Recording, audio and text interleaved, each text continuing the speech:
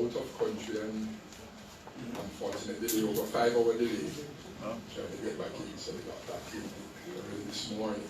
But thankfully they're here.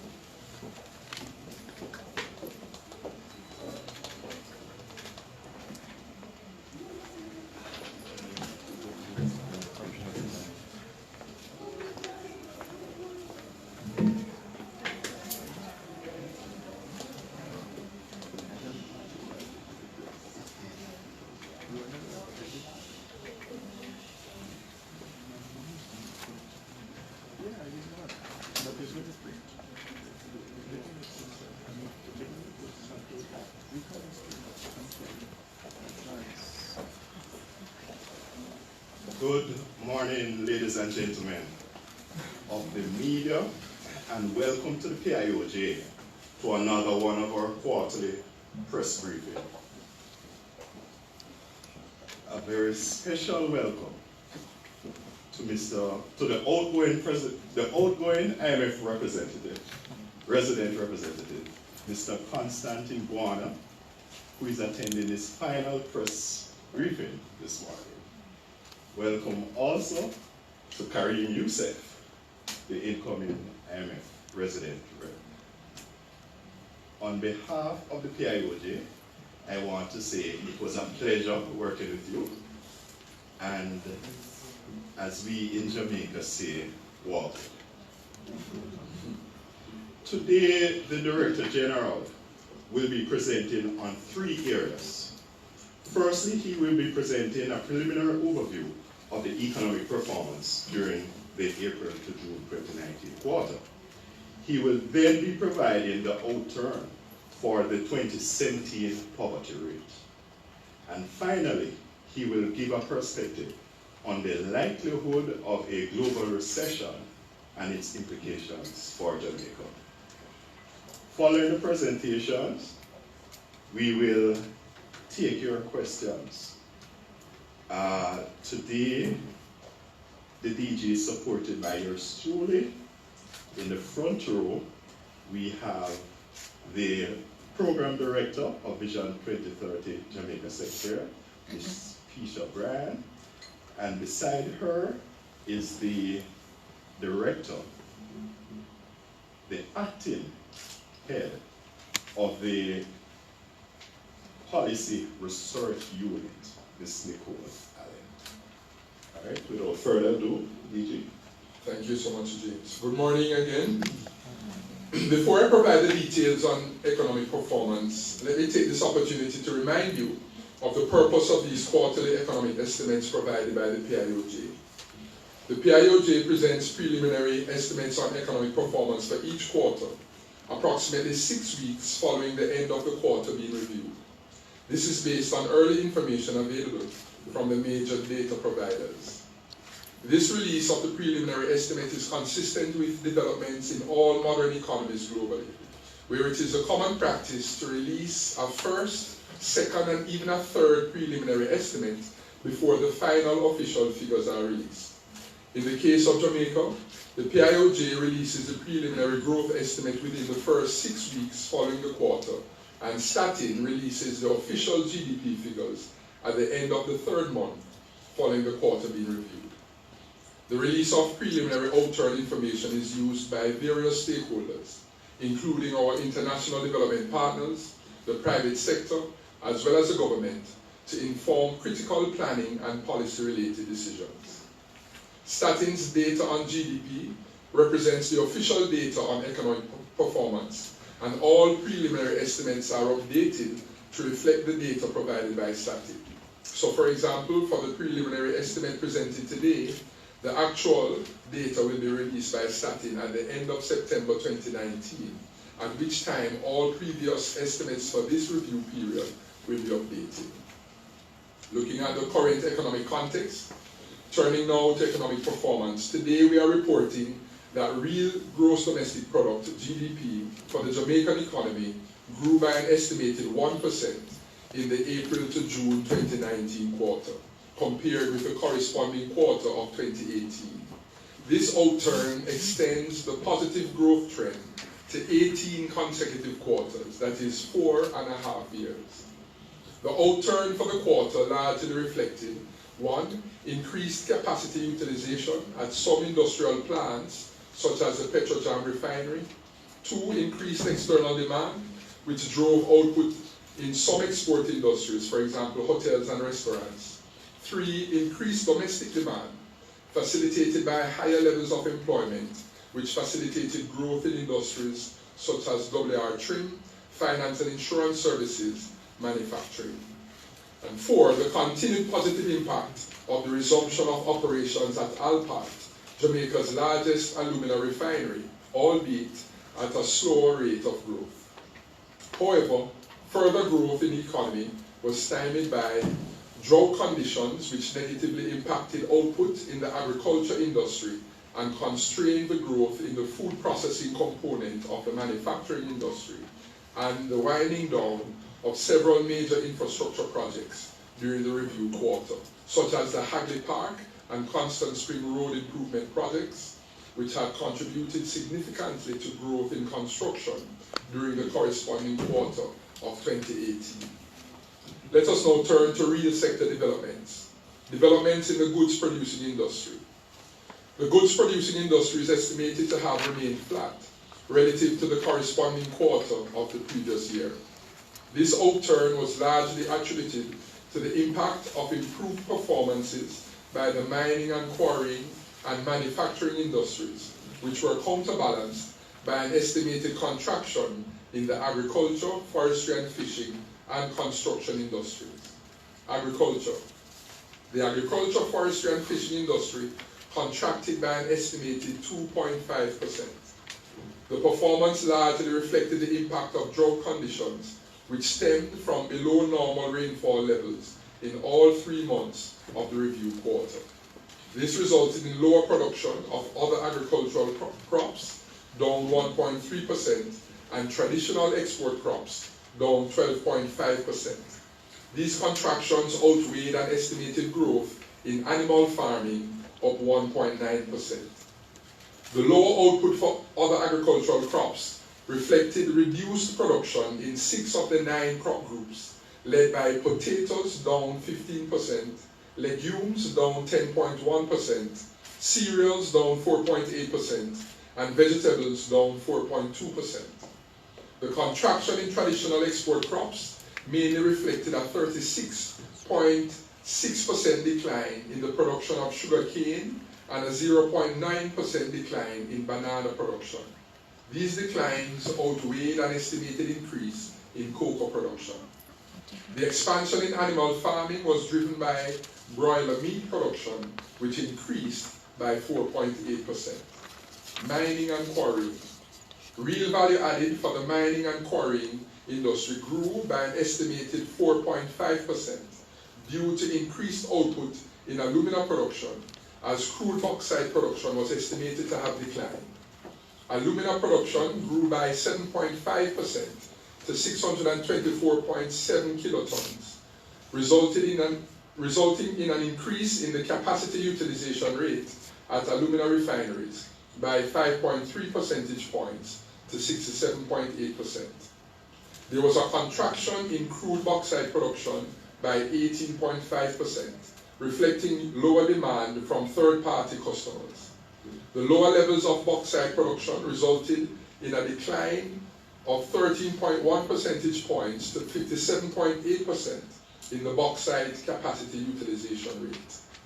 Manufacturing. Real value added for manufacturing is estimated to have grown by 1.7% due to increased output in both the food, beverages and tobacco and other manufacturing components. The growth in food, beverages and tobacco reflected higher output for dairy products of 48%, bakery products up 5.5%, poultry meat up 4.2%, condensed milk up 8.8%, and animal feeds up 0.6%.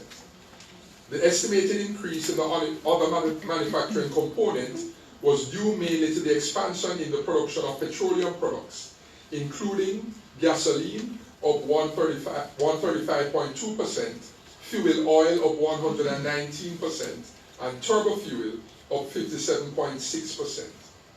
An expansion in output was also recorded for items in the non-metallic minerals category, specifically cement up 11.9% and clinker up 17.4%. Construction. Real value added for the construction industry is estimated to have contracted by 1%, largely due to the performance of the other construction component, as the building construction component is estimated to have grown. The contraction in the other construction component was attributed to the winding down of several major infrastructural projects and delays in the startup of new projects scheduled to commence during this year. Expenditure on civil engineering activities were estimated to have declined due to the following. Expenditure by the National Works Agency, NWA, was down 28.2% to $3.6 billion, largely reflecting reduced expenditure for road expansion and rehabilitation works.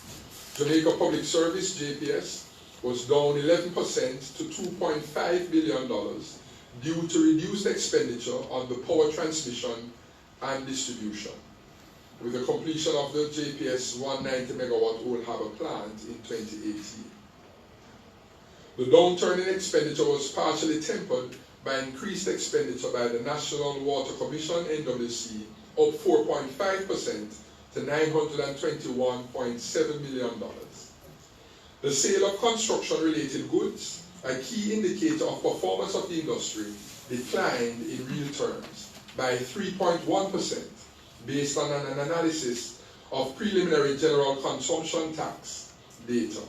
All three categories that capture the sale of construction materials recorded declines, namely wholesale of construction material, hardware, plumbing and heating equipment and supplies, down 27.1%, retail sale of hardware, paint and glass, down 6.3%, and retail sale of hardware and construction materials, down 1.6%. There was an estimated growth in building construction, reflective of the continuation of work started in previous quarters, as well as new building activities which commenced during the quarter. With respect to residential construction, housing starts by the National Housing Trust, NHT, increased by 38% to 999 units relative to the corresponding quarter of 2018.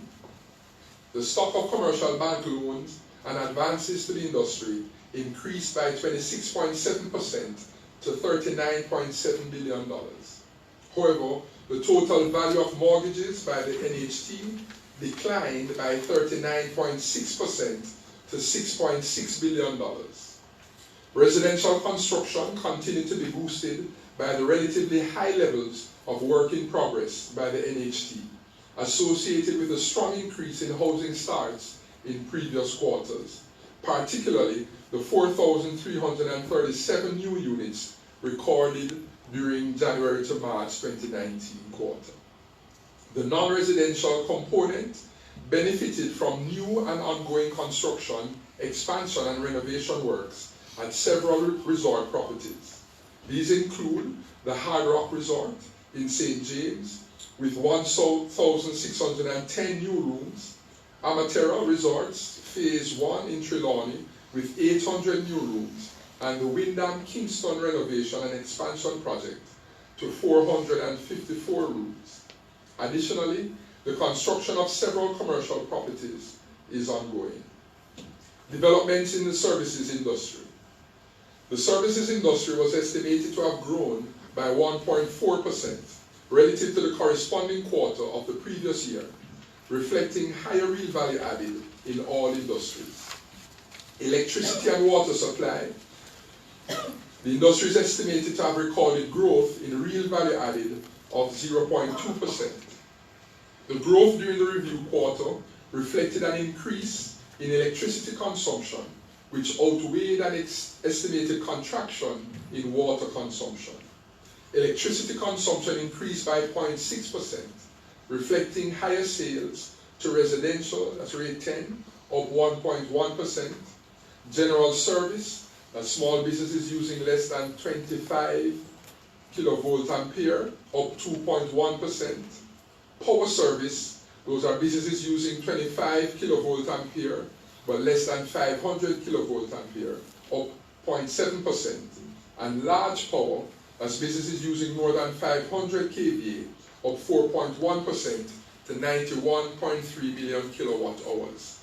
And of course, largest power, that's locations with a minimum peak demand of 2,000 kVA, was up 5.3% to 77.8 million kilowatt hours. Water consumption for the review quarter fell by 2.8%, due largely to drought conditions, which impacted the island during the quarter.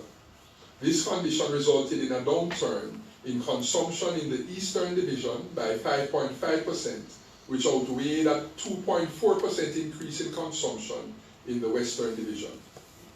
Transport, storage, and communication. Real value added for transport, storage, and communication grew by an estimated 1.4% due to estimated growth in the transport and storage segment of the industry. The improved performance in the transport and storage segment reflected a 6.1% increase in total air passenger movement. Increased air passenger movement was consistent with the higher levels of stopover arrivals recorded during the quarter. Additionally, maritime cargo handled at the island seaports was estimated to have increased by 0.4%. Wholesale and retail trade, repair and installation of machinery, WR trim. Real value added in the WR trim industry grew by an estimated 1%. Increased output in the industry was supported by growth in real value by 12.2% of ABM and point of sale transactions, and increased levels of employment by 29,900 persons. Increased gross sales were recorded for 4 of the 8 categories, which combined accounted for 58.8% of total sales. These were agriculture, food, beverages, and tobacco, up 28.7%, motor vehicles, auto repairs and accessories, up 3.6%, minerals, fuels, lubricants, and petroleum products, up 3.1%, and pharmaceuticals, medical goods, and cosmetics, up 1.4%. Finance and insurance services. Real value added for the finance and insurance services industry was estimated to have grown by 1.8% during the quarter, largely reflecting increases in net interest income on loan stock at deposit-taking institutions, fees and commissions income, as well as the estimated profitability of insurance companies. Hotels and restaurants. Real value added for the hotels and restaurants industry grew by an estimated 5.6%, reflecting an increase in foreign national arrivals, which increased by 7.8%. Total stopover arrivals grew by 8.4% and reflected stronger performance in Jamaica's main source markets, namely the USA, up 11.8% to 489,016 persons, Europe, up 2.4% to 75,261 persons, and Latin America, up 22% to 10,285 persons. Stopover arrivals from Canada were estimated to have contracted by 4.8% to 85,712 persons. Cruise passenger arrivals contracted by 23.2% to 273,823 persons, resulting in a 3% reduction in total visitor arrivals to 956,209 persons. Visitor expenditure increased by 10.2% to US $852.7 million. Regarding the employment update, our sister agency Statin has commenced briefings on the labor force survey, and as such, we will not present a detailed report on this area. The highlights, however, are that for the month of April 2019, the unemployment rate was 7.8%, and this was 1.9 percentage points lower than the rate recorded in April 2018. The employed labor force increased by 29,900 persons to 1,244,500 persons relative to April 2018. And this represents the highest level of employment ever recorded during a single month. The employed labor force by industry group, as at April 2019, revealed 10 of the 16 industry groups recorded higher employment levels.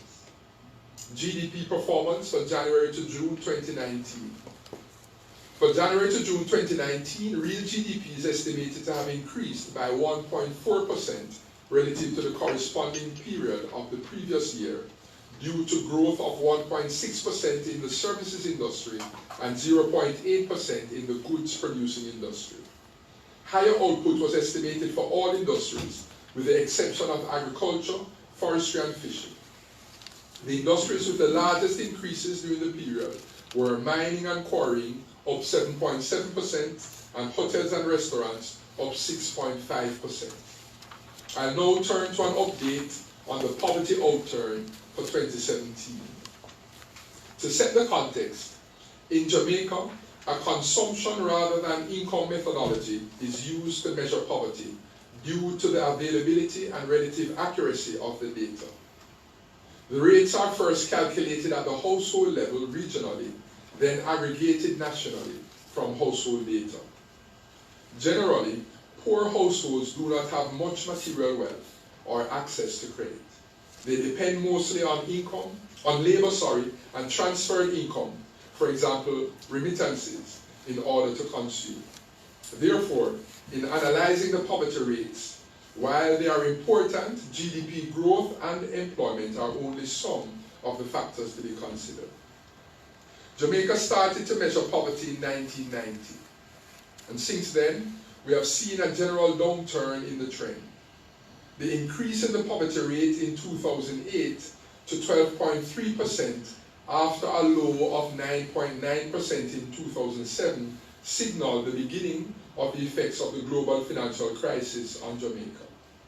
Exacerbated by structural weaknesses within the Jamaican economy, for example, relatively high debt to GDP ratio, the impact of the recession on poverty reached a high of 24.6% in 2013. This was the highest poverty rate since 1996, which was 26.1%. Thereafter, albeit on a downward trend as the economy recovers, the poverty rate has fluctuated as shocks to the economy, both positive and negative, have influenced the movement in consumption. An analysis of the 2017 poverty rate. The data to inform the 2017 poverty rate were collected during the period July to October 2017. At that time, the economy was still on the path to recovery. Strengthened performance in the latter half of 2017 led to an annual growth outturn of 1% as the economy grew by 0.2% during the January to June 2017 period. Note also that the number of people employed increased by 26,200 in July 2017 compared with July 2016. Despite these positive outturns, the overall poverty rate increased by 2.2 percentage points relative to 2016 to 19.3% due to increases in the Kingston metropolitan area, KMA, and other towns. The increase in poverty was driven mainly by lower consumption levels in real terms, especially for individuals in quintiles 1 and 2, which consist of the two poorest households, compared with 2016. As households in the wealthiest quintile increased their consumption over the same period, this contributed to an increase in consumption inequality. The decline in consumption in real terms may be attributed in part to a decline in the proportion of households in the KMA and other towns receiving remittances from abroad. In addition, during the period March to June 2017, the island experienced adverse weather conditions which affected the outputs of several industries. With respect to regional distribution, there were increases in the Kingston metropolitan area, KMA, an increase of 5.2 percentage points to 17.1%, reflecting a decline in mean per capita consumption in real terms by 3%, and other towns, which recorded a 4.1 percentage point increase to 20.1%. The increased prevalence of poverty recorded for other towns is the second consecutive year of increase and highlights a worsened standard of living in the region. In terms of consumption, the region recorded a 4.2% decline in real mean per capita consumption expenditure. The poverty rates in rural areas, on the other hand, remained relatively unchanged to register 20.1% when compared with the 20.5% in 2016. The main economic factors to be considered when analyzing the poverty outturn for 2017 are as follows. 1. Note that election activities in 2016 may have played a role in stimulating consumption, thereby influencing the reduction in poverty for 2016. It is an observed trend that poverty rates in Jamaica generally decline during an election year, reflecting the impact of the additional expenditure by campaigning political parties. We'll see that in the chart. For example, for 1993, that was an election year, and this was accompanied by a 9.5 percentage point decrease in the poverty rate relative to the previous year. Similarly, for election years 1997 and 2007, the poverty rates dipped by 6.2 percentage points and 4.4 percentage points respectively. The anomaly shown in 2002, where the poverty rate increased in that election year, reflected the impact of severe shocks to the agriculture industry, which negatively impacted rural poverty rates. 2. The country's GDP grew by 1% in 2017, and this was the 5th consecutive year of growth. However, the Gini coefficient, which measures inequality, moved from 0.3748 to 0.3518 in 2016, which indicates an increase in inequality. And thirdly, agriculture, which accounted for 7% of GDP in 2017, contracted by 3.5% in real terms, being heavily impacted by above average rainfall across the island. Due to the country's high dependence on output from the agricultural sector, the poverty rates are normally influenced by the performance of this sector. This influence was seen in the increase in the prevalence of poverty in the KMA and other towns. However, due in part to the impact of the flood recovery program in rural areas, the rates in the region remain relatively unchanged. 4. There was an increase of 26,200 persons in the employed labor force in July 2017 relative to July 2016. Total employment increased to 1,212,300 persons, reflecting higher employment in 11 of the 16 industry groups. 5. Remittances and remittance inflows increased by US $13.7 million compared with 2016. However, note that between 2016 and 2017, the Jamaican dollar depreciated by 2.6% relative to the US dollar. Therefore, in Jamaican dollars, the increase in remittance inflows was 3.2%. With an inflation rate of 5.2%, this translated to a real decline in remittance inflows. In addition, the Jamaica Survey of Living Conditions data showed that there was a decline in the proportion of households receiving remittances from abroad. The data also revealed that transfers, as measured by remittances, declined significantly for poorer households in quintiles 1 and 2 in both the KMA and other towns. 6. The inflation rate was 5.2% in 2017 compared with 1.7% in 2016. This indicates that households faced higher prices to maintain the same standard of living. The increase in prices faced by consumers stemmed primarily from an increase in energy prices and a shortage of domestically produced food due to extensive damage from flood rains. Turning to the short-term outlook for July to September 2019. For July to September 2019, growth prospects for the economy are generally positive, based on the anticipated strengthening of the performance of most industries relative to the similar quarter of 2018.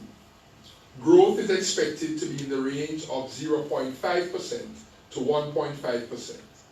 Specifically, growth in the short term is expected to be driven by partial recovery from the drought conditions which have negatively impacted performance during April to June 2019, continued growth in the hotels and restaurants industry, facilitated by continued marketing efforts, new flights, and increased flight frequency, as well as the expanded hotel room stock.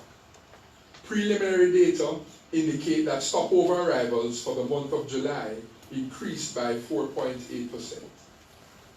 Higher levels of industrial activity, particularly in the manufacturing industry, and higher electricity usage during the hot summer months are expected to drive growth in the electricity and water supply industry.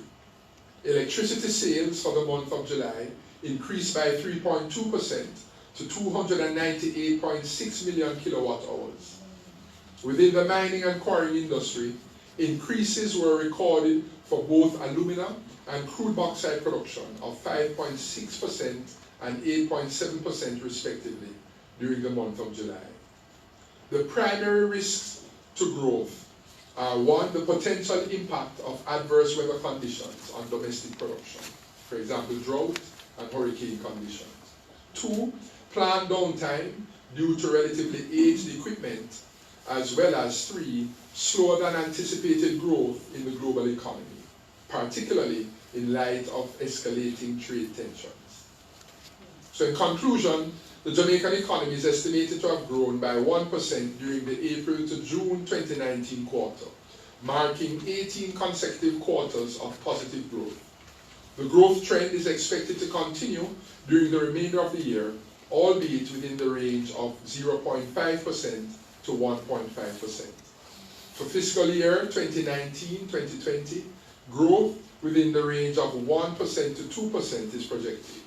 This forecast is predicated on continued stability in the macroeconomic environment, increased domestic demand predicated on continued strengthening of employed labor force and confidence indices, and continued growth in the performance of the hotels and restaurants industry, consequent on stronger than anticipated growth in visitor arrivals from main source markets.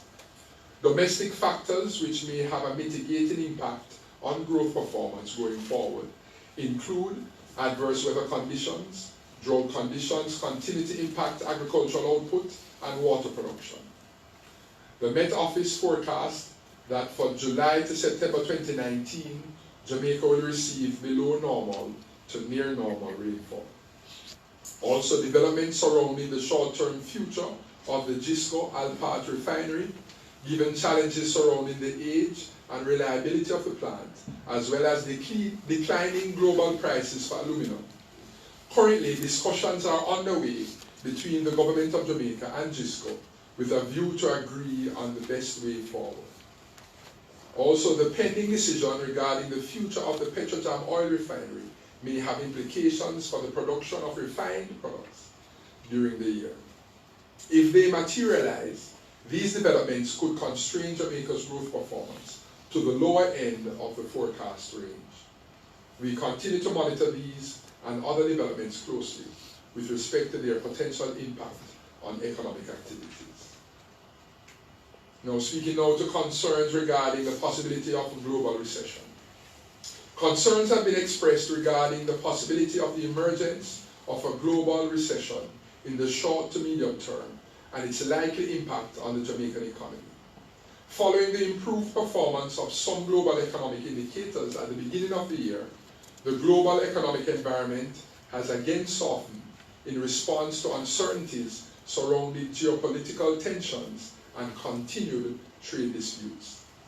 Concerns have risen as business investments and trade have slowed in the face of tariff threats between the United States of America and China. These concerns have been heightened by the recent occurrence of inverted yield curves on the US stock market, which have traditionally been a sign of recessions in the past. However, labor market conditions, the other supplementary indicator that is used to predict a recession, do not suggest that a recession is likely to materialize before 2021. Economic prospects for the current financial year remain positive as global authorities have applied aggressive monetary policies and strategies where necessary. Further, recessions are marked by periods of negative growth, and all projections still indicate that whereas growth has slowed, it remains positive. The IMF, in its most recent World Economic Outlook for July 2019, indicate that global growth has been revised downwards by 0.1 percentage point to 3.2% and is expected to rise to 3.5% in 2020. However, some analysts are predicting that by the end of 2021, we may begin to see signs of a global recession. If a recession materializes, it is important to note that the main transmission mechanisms for the global economic crisis on the local economy are through trade impacts and the impact of reduced financial flows, which include loans, investments, and remittances. The trade impact would manifest in the form of weakened external demand and depressed commodity prices. As such, all export industries would therefore be at risk, particularly mining and quarrying, and hotels and restaurants. Financial impacts are usually manifested through developments such as the flight to quality syndrome, then we speak of the flight to safety, where investors shift their financial resources from emerging markets and developing economies to markets perceived to be more secure. This is likely to result in lower than anticipated growth. Additionally, given that the US, Canada, and the UK are Jamaica's main sources for remittance inflows, any economic fallout in these economies would negatively impact its performance. How do we as a country put measures in place to mitigate the impact of such a possible global recession? One, at the industry level, retooling and training to improve productivity and competitiveness. It has been demonstrated that the most competitive companies are usually better equipped to withstand the challenges arising from a recession. During the 2007-2008 global economic crisis, the Jamaican hotels and restaurants industry was viewed as an anomaly compared with other regional destinations. The tourism sector was able to record consistent growth throughout the crisis period, albeit with some level of price discounting. This underscores how important competitiveness is to mitigating the impact of a recession. Two, strengthen domestic linkages to minimize the adverse impact of weakened external demand. Efforts are already ongoing in the agriculture, manufacturing, and the hotels and restaurants industries to strengthen intersectoral linkages and reduce the dependence on imports. Three, the intensity of any global recession is usually exacerbated by policy uncertainty. As such, policymakers have a critical responsibility to ensure that there is certainty surrounding policies related to external trade and other macroeconomic fundamentals. Key areas of focus include the continued strengthening of the macroeconomic environment. Efforts should continue to focus on ensuring that fiscal and monetary policies continue to foster an environment conducive to growth and investment. Additionally, sustaining the pace of debt reduction and ensuring adequate levels of non-moral reserves are critical to providing the necessary buffers required to withstand economic shocks. Also, appropriate social safety nets must be created for the vulnerable segments of the population, specifically those that are below or close to the poverty line. This involves enhancing the efficiency in spending, the rationalization of resource allocation, and improving the targeting mechanism. And finally, facilitating investments and trade policies which seek to encourage the diversification of products and markets. And so in closing, I want to recognize the very dedicated and hardworking team here at the PIOJ. And I want to continue to encourage us to remain focused, to continue and to maintain the dialogue, and to continue the collaboration as we sustain our commitment to make Jamaica the place of choice, to live, work, raise families, and do business. And of course, to die and rest in peace. God bless you all. Thank you so much for your time. Thank you, EJ.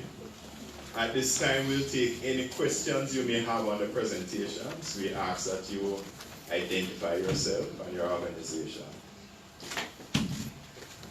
Any questions? Mark first. Do you know? Yeah, DG, you spoke about the poverty rate for 2017, and I was just wondering how useful is the data in addressing poverty when we're in 2019, 2020 fiscal year. Why don't we have data for 2018, say? We talk about the human coefficient for 2016, that's 3 years ago.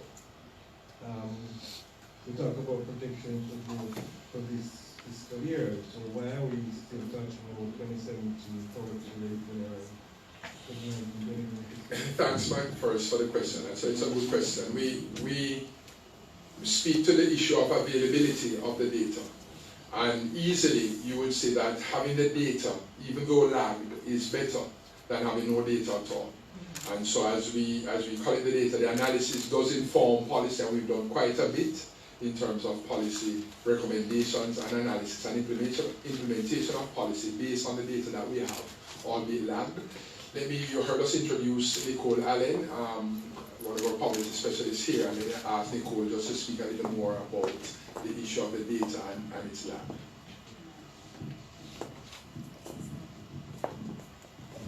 Hi, good morning. My name is Nicole Allen. I'm the acting director of the Policy Research Unit. So the poverty rates are calculated from data provided from Jamaica Survey of Living Conditions. So the data is collected annually, usually in the summer months. And if the data is collected for 2018, of course it needs to be cleaned before we're able to analyze it and then release it to the public.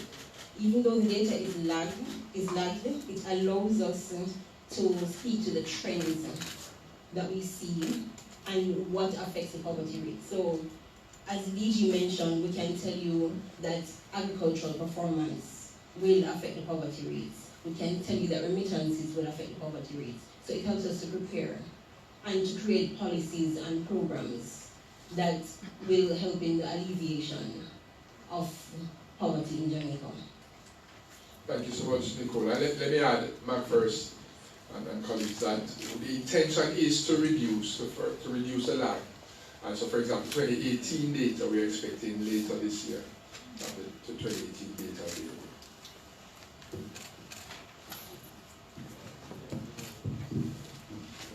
Alright, so I'm Hillary Miles from the Jamaica Observer. My question to you, Mr. DG, is in light of the recorded decline in agriculture and with IMF recommending that we cut food import bill, what are the plans in place to ensure that we can feed the country? So thank you very much, Ms. Miles. There's a lot of attention and has been over just traditionally in the sector.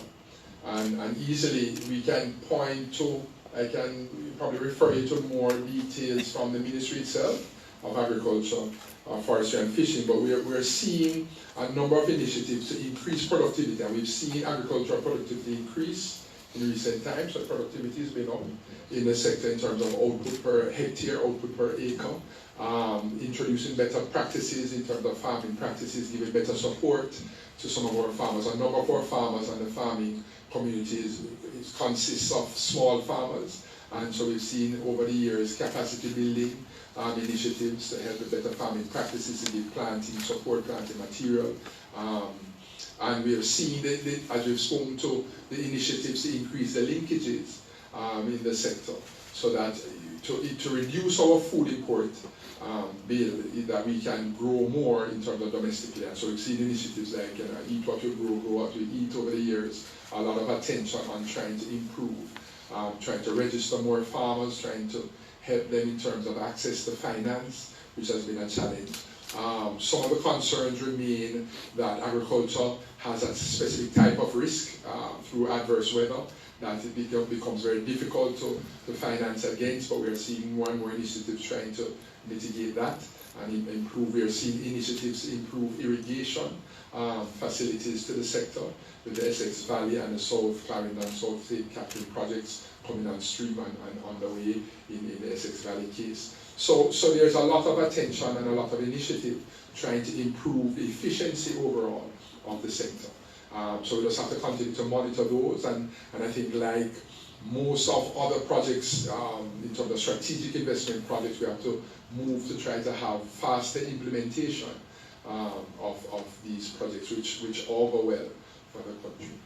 And just to add, DG, that the contraction we're observing in this quarter is not expected to continue during the July to September period. We're actually forecasting growth for that period. Sean Campbell, Nationwide News. My question is more general. Considering the projected growth rates for the medium and long term being between 0.5% to 2%, considering what's happening on the world market, considering what's happening at GISCO, is there any envisioning of a possible negative growth rate in the near future? And if not, what adds to that level of confidence? So thanks, Siobhan. So we've mentioned a number of initiatives underway. So we are seeing the expansion continue build out in the hotels and restaurant industry. We're seeing a bit happening. We expect the pickup. Even though we've seen the slowing pace in construction, we expect that to pick up as we continue to implement projects there. So we've mentioned just a number of the things we think would help to build resilience going forward.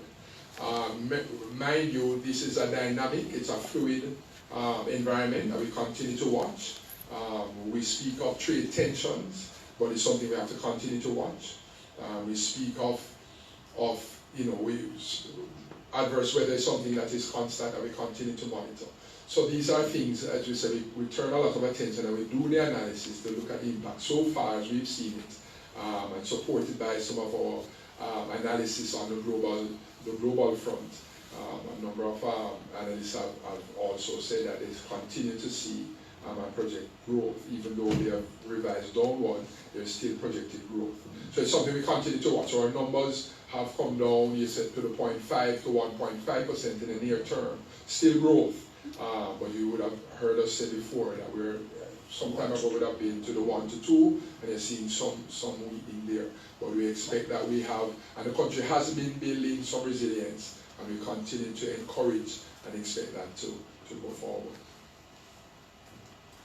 Any other questions? Want to get back? Morning, DG. Based on the announced cutback in production in the manufacturing sector, one, and two, the bauxite sector, and the problem with GISCO, are you projecting a decline in the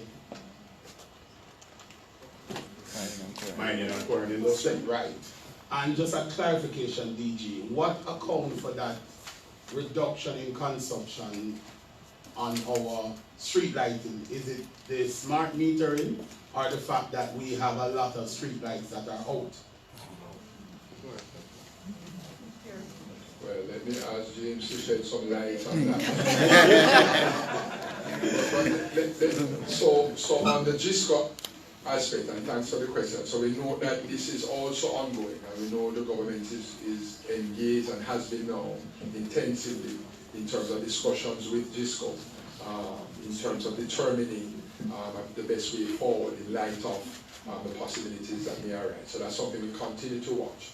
But let me ask James to speak a little bit to our street lighting. With respect to street lighting, what we have observed is that since sometime in late 2018, the JPSCO had embarked on changing all these lights to the LED lights, which are more energy efficient.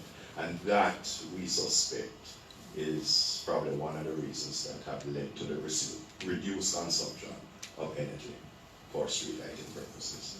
Right, DG, what I actually asked for, in your projections for the July to September, given the fact that these bauxite companies have announced that they are cut back on production because of the slump prices, my question is, are you projecting for a decline in bauxite mining for July to September? At this stage, no, and you would have heard DG reported on the July's outturn, which shows increase in both bauxite and alumina of over 5%. There are some issues which are still under negotiations. No final decision has been taken yet as to a cutback. Alpart still reports increases each month. We look at the data. So as of now, no decline is projected, particularly for July to September, given that we have already received information on 1 month, which continues to reflect robust growth. It's a possibility. But until a decision is taken. But they have announced publicly that they are cutting back in production because of slump. It has not, on the world market. and what we're saying, it has not started. The cutback has not started based on the data that we have received. Then, you're finished. Just one other question. I know that there's a 36% decline in sugar production. I'm curious, is this an anomaly or is this a trend that is continuing? Just what is actually contributing to that decline? Well, it's a number of factors.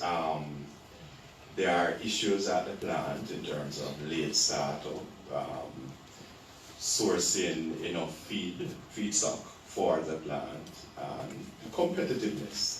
The plants are fairly inefficient, and hence to sell on the world market competitively may be challenging. So I know that is another area which is being looked at by the authorities, and some decisions should be taken on the way forward. Any other questions?